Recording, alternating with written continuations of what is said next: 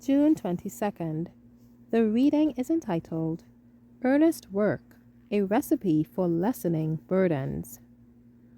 Therefore I take pleasure in infirmities, in reproaches, in necessities, in persecutions, in distresses, for Christ's sake. For when I am weak, then I am strong. 2 Corinthians 12, verse 10. There have been altogether too many looking in upon their own trials and difficulties.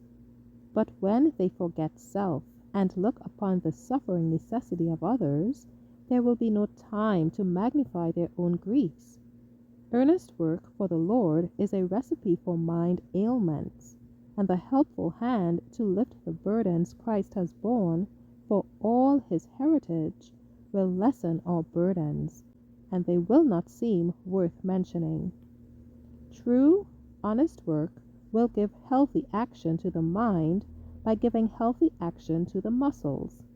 It is the constant manufacturing of ills and burdens that kills. We are to be content to bear the strain of daily duties and the great pressure of tomorrow's liabilities. Leave these cares for the time when we must take them. We are called now to be educated that we may do the work that God has assigned to us, and it will not crush out our life. The humblest can have a share in the work and a share in the reward when the coronation shall take place, and Christ, our advocate and Redeemer, become the King of his redeemed subjects. We must now do all in our power to seek personal consecration to God. It is not more mighty men, not more talented men, not more learned men, that we need in the presentation of the truth for this time, but men who have a knowledge of God and Jesus Christ, whom he has sent.